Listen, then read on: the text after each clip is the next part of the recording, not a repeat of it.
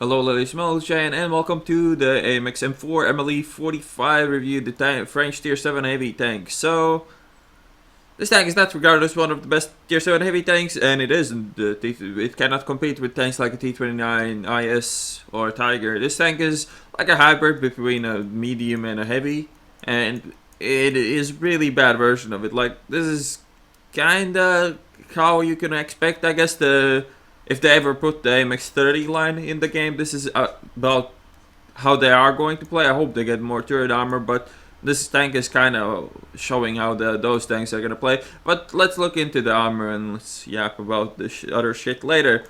So, 90 upper plate, 70 lower plate. As you can see, if you're not like really below your enemies, you're not going to make this play the bounce shit really. I mean, you can angle it against like 150 penetration maybe, but even then your sides are just made out of paper. 40 side armor, really bad.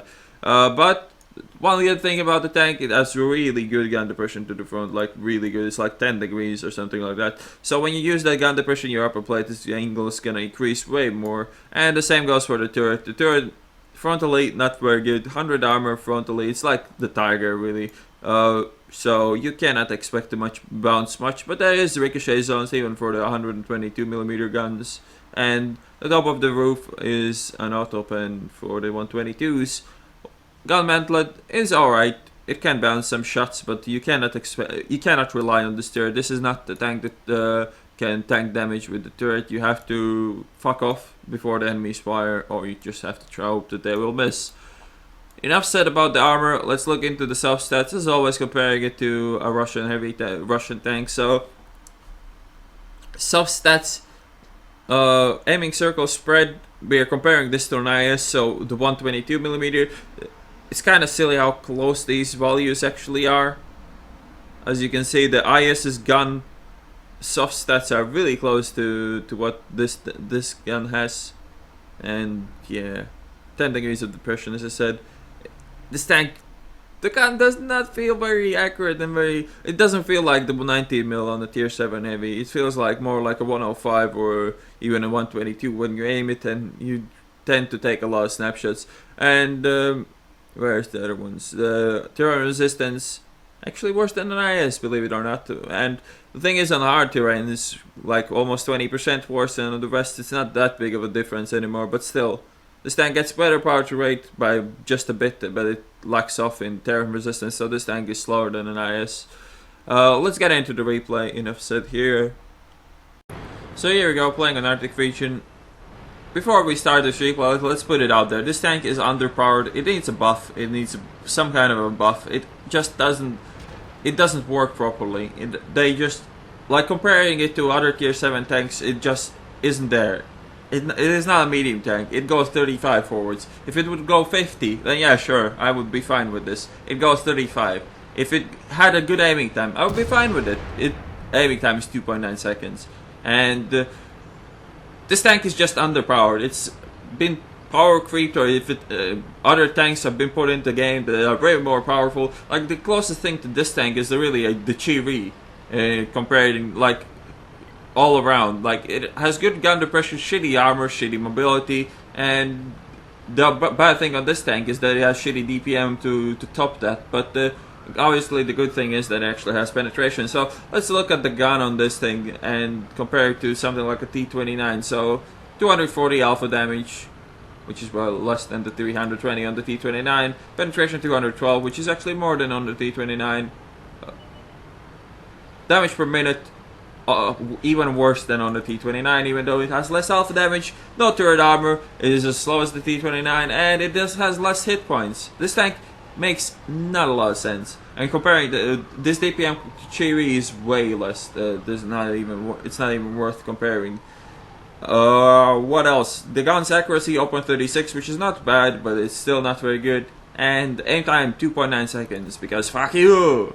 Gun depression minus 10 plus elevation plus 20, which is not bad. The gun depression to the sides is like 1 degree though, so beware of that. So even though I'm slow as shit, I decided to play super aggressive. looking at the enemy team, they don't have any good medium tank players, so the first thing we spot here are ARLs. If there was good medium tank players, they would have wrecked me going down that hill, but there wasn't, so I was able to get here without taking a scratch. And you can see this aiming time. I basically aimed in the middle and hoped for luck, and most of these shots on these guys are just gonna be like that. I mean, I cannot afford to aim here at all. But managed to bounce one shot with my turret, the Helka didn't bounce. And really how this tank plays, it medium range because your gun is shit, and you just hope that you hit and hope that your enemies miss, and that is how this game is gonna go. Equipment on this rammer, no word stabs, so the aiming time feels even worse than it already is. And gun length drive is probably a good choice in binos because the view range is utter trash as well. 360 meter view range with optics would be useless. You might consider taking off the optics and putting ventilation instead. And now, like, overextending too much. I mean, he's just sitting there aiming at me. He's not gonna miss, and I will have to re-aim every shot. And again, just not aiming, hoping that I can land my shots and hope that my enemies don't. And here it's gonna be another miss. Crew skill wise, I wouldn't bother to even like make a crew, especially for this tank, unless you're like the biggest AMX M4's fan. But if you're not, I wouldn't recommend to pimp out crew for this tank. The crew skills you need for the French heavies are obviously 6 times suppress, smooth right snapshot, very nice with those 3-second aiming times that you're gonna get later in with the auto loaders. Clutch braking also nice, and you could argue, well, no, situational awareness and recon is obviously good skills as well to have. Don't want to push in yet because of the ISU. I thought the ISU might be watching over the T-32, but he's not. He dropped, so I can push forwards and try out my luck there. This tank really suffers on city maps. When you're top tier on a city map, you're just boned. You cannot compete with something like an IS, a Tiger, or T-29. You just cannot. This tank doesn't have what it takes. It has less DPM, less damage per shot, and less hit points. So it is not a competition for heavy tanks. For fuck's sake, it even has less hit points than the Cheery. And Cheery has like 300 better DPM with an auto loader that can fuck this tank up really easily.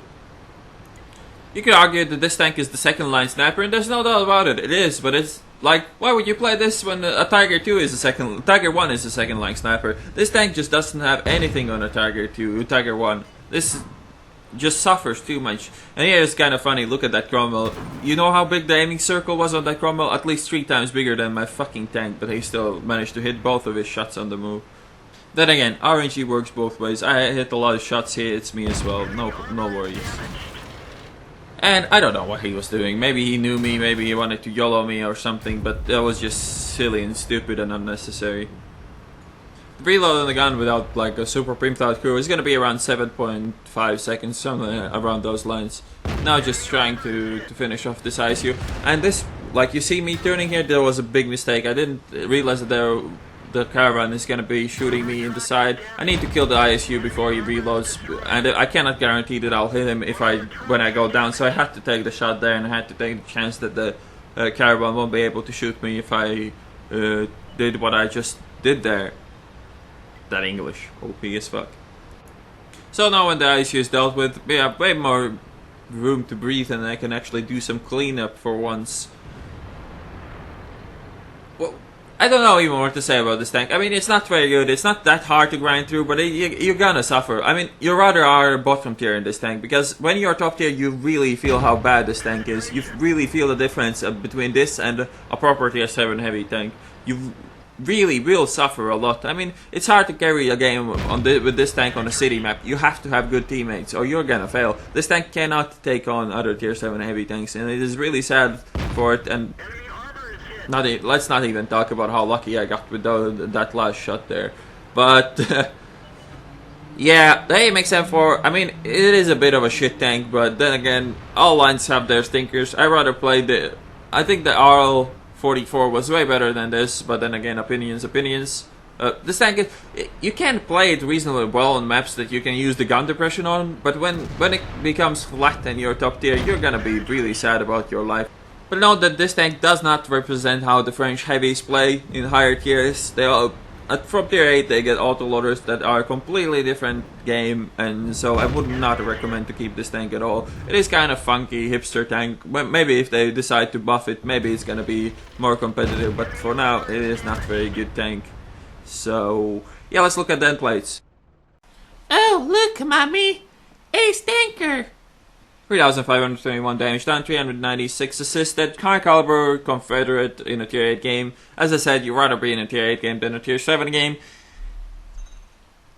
AMX M4 45. Probably the best thing about this tank is that the stock grind is not that horrible. If you put torsion bars on the tank, it is going to be able to carry the 90mm right away if you have it from the RL 44. You can also use the 105. Maybe that will make the tank a bit more competitive when you're top tier, but that gun is gonna suffer a lot when you get put into tier 8 or 9 matchmaking. And let's not even talk about the gun stats on that thing. However, the 105 improves the TPM quite significantly, so maybe if that's your cup of tea, maybe you can get that gun. Note that that gun is not going to be used on anything else, so if you didn't unlock it on the RL44, I would not recommend you to unlock it on this tank, because the guns that carry on is the 90mm.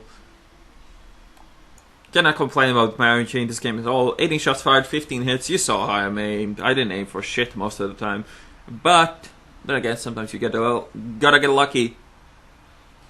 That's the AMX M4, in my view, it's not very good. It's one of the worst tier 7s, and I would not recommend you to keep it or grind the line for this tank, but the line gets so much better later on. I hope you enjoyed this review, and I'll see you on the next one.